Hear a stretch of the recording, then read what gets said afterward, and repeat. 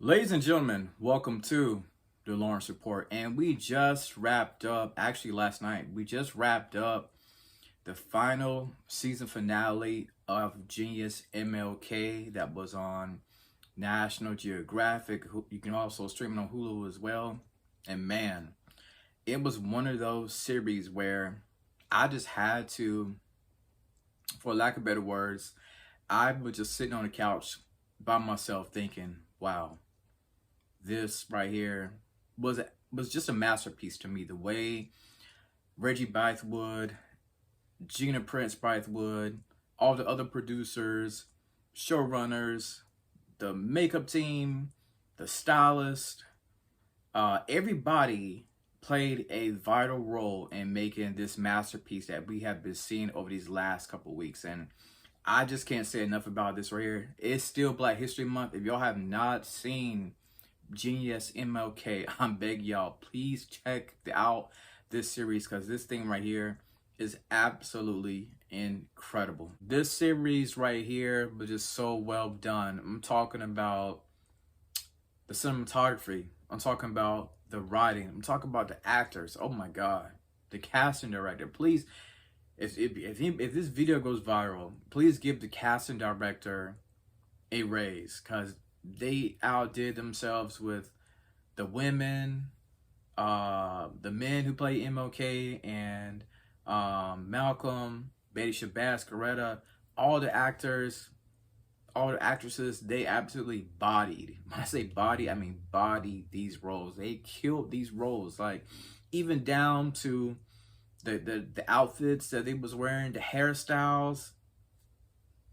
This I can't say enough how good this series right here was. Like, it's, for me, it's 10 out of 10. 10 out of 10, 5 stars. It was just that good. So, and let me just say this right here. I love how, this series showcased a lot of Martin Luther King's closest friends, allies, and brothers in arms, right? I'm talking about John Lewis, Ralph Abernathy, Julian Bond, Ambassador Andrew Young, and there was some BayardRustin, and there was so many more that Martin had along the way. So Martin had a Justice League or an Avengers. Those men, and like I said, there's plenty of other men as well, but those men right there, I know for a fact. I don't know if I said Julian Bond, but Julian Bond as well. Those men right there would have been his Avengers. They would have been his Justice League because they was, like I said, those were his comrades.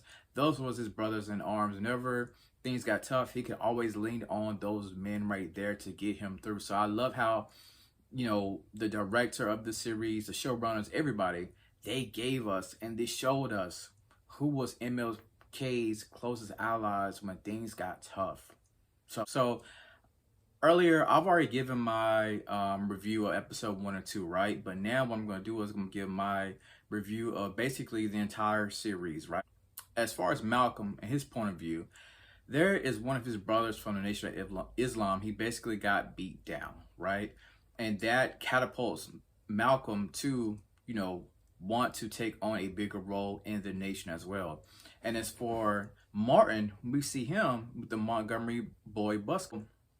Both of these episodes right here, episode 3 and 4, they kind of push Martin and Malcolm. It's certain events in their life that both drove these two men to want to step out on faith. So whenever you stand up against injustice, right, evil is always going to lurk its head around, right? So for Martin, we saw a lot of times, even for Malcolm as well, we kept seeing that how these phones was constantly ringing at their house, right? People was calling their homes, making all types of death threats, right? And it was Ralph Abernathy who basically handed King a gun saying, hey, as we get deeper and deeper into this movement, you may want to protect yourself, right? Also, it should be mentioned, during this time, Malcolm and both Martin, both their houses was bombed. Imagine being at home with your wife, late at night, sleeping with your children, and you hear this Molotov cocktail that is thrown through your house. So the only thing you can do is basically get your children and run out as quick as you can. So Martin was faced with, wow, do I carry this gun? I did find out, Martin did apply for a permit of a gun, but unfortunately, according to the New York Times, he was denied of having a gun permit, you know? And now for Malcolm, you know, when Brother Henson was assaulted by police, you know, him and the Nation of Islam, they immediately went to the police station and saying, basically, listen, we're not going to leave until we see our brother, right? And y'all remember that one scene back in the day when Denzel was playing Malcolm, and Malcolm, he did his hand gesture. It was like something like this right here, right? And basically he was telling the people, like, march, like we're about to leave, right? But they did get a chance to see Brother Henson, you know, and from there, you know, I think it's one of the things that constantly fueled Malcolm. And I know over time, you know, we believe that Martin was a Superman, right? And he was a Superman, and rightfully so. But at the same time, even sometimes Superman can get worried and sometimes scared, you know? And, you know, Martin even said that, you know, when he was talking to Coretta, you know, he said that, well, unfortunately, you know, I am scared. You know, when everything he was doing, you know, he was scared and nervous at the same time, but he knew that he had a bigger cause that was on his life. So even Martin admitting that, yeah, I know I'm walking into dangerous waters, dangerous territory, troubled waters, basically. I'm scared, but, you know, I'm going to put on the whole armor of faith, right? And I love how, you know, in episode 5 is basically about the women, right? I'm talking about Coretta and Betty, right? So, you know, in episode 6, you know, this was probably one of my favorite episodes of the series right here. And this was the March on Washington, right? It was just a beautiful sight to see this scene right here in particular. You know, I put up a tweet talking about how they did the grading scale and just the cinematography of this scene right here that I just thought was just so majestic in itself right here.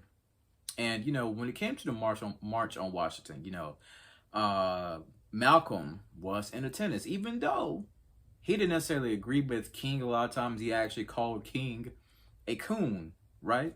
But, you know, he didn't necessarily agree with him all the time, but he did show up to the March on Washington. In fact, he met with John Lewis, and, you know, there was a scene where they was talking, and it felt like John Lewis, somebody said John Lewis was turning into John Lewis X, right? And, you know, Malcolm, he wanted to make sure that, you know, these guys, you know, MLK and them, that it wasn't just puppets for Kennedy, right? Elijah Muhammad was known to get his secretaries pregnant. In fact, there were several women that were pregnant, right? So, of course, you know, Malcolm confronted Elijah Muhammad about this right here, and he confronted him over the Evelyn situation.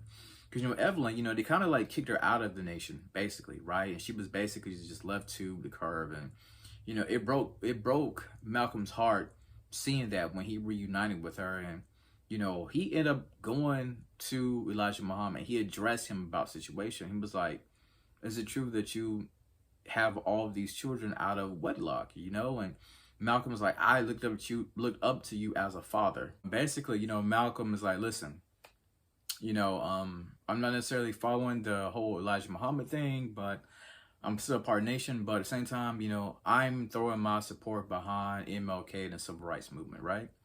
And, you know, it's crazy to believe that only one time in history that MLK and Malcolm, you know, they only met one time, and that was during the Senate hearings, basically, with Congress, right? And they had this picture of them shaking hands, and, you know, I just wish that over time, when I think about this, I wish they could have met more than once, right? I just would have loved if they could just strategize together as men.